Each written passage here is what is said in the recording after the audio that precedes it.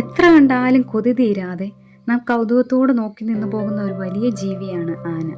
ലോകത്തെ ആനകളുടെ സംരക്ഷണത്തിനും പരിപാലനത്തിനുമായി ഓഗസ്റ്റ് 12 നടക്കുന്ന അന്താരാഷ്ട്ര വാർഷിക പരിപാടിയാണ് ലോക ആന ദിനം.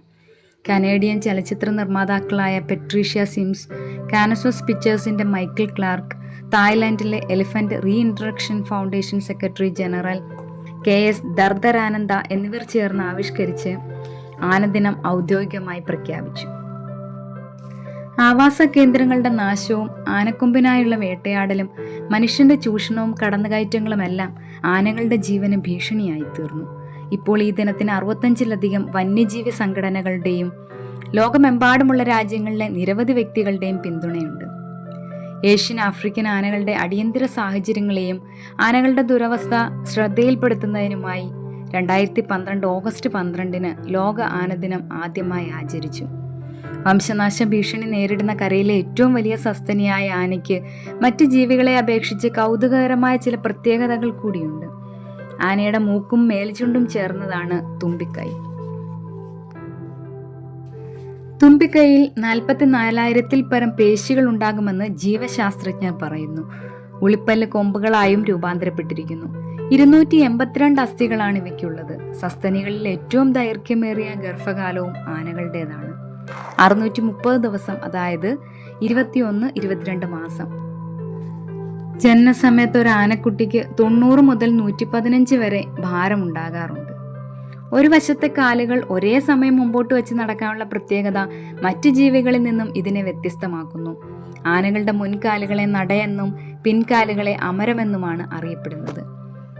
പൂർണ്ണ വളർച്ചയെത്തിയ ഒരാന ദിവസം 400 കിലോഗ്രാം വരെ ആഹാരവും ശരാശരി 150 ലിറ്റർ വെള്ളവും അകത്താക്കാറുണ്ട്. 4 മണിക്കൂർ വരെ ഇവ വിശ്രമത്തിനായും ചിലവഴിക്കുന്നു.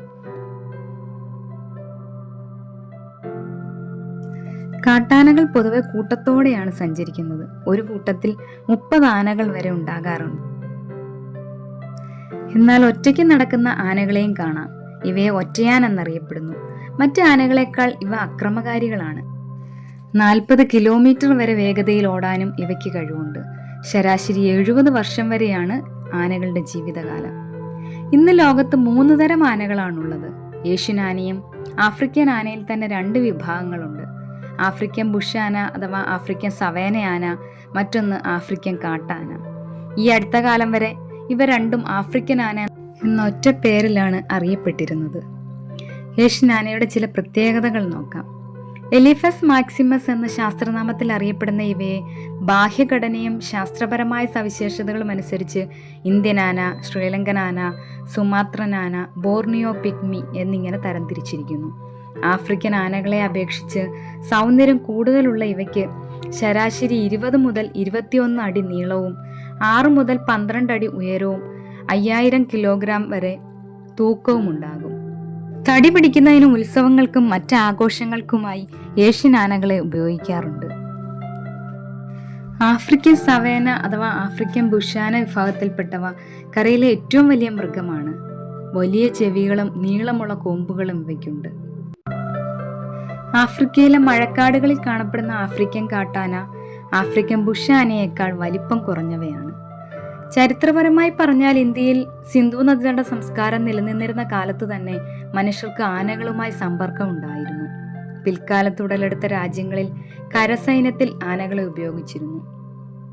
ആനയെ ഇന്ത്യയുടെ പൈതൃക മൃഗമായി 2010 ഒക്ടോബർ 22 കേന്ദ്ര സർക്കാർ പ്രഖ്യാപിച്ചു. ദൈവത്തിന്റെ സ്വന്തം നാടായ കേരളത്തിന്റെ ഔദ്യോഗിക മൃഗമായ ആനയ്ക്ക് കേരളത്തിന്റെ സംസ്കാരത്തിലും ആചാരങ്ങളിലും വളരെ പ്രധാനപ്പെട്ട സ്ഥാനമുണ്ട്.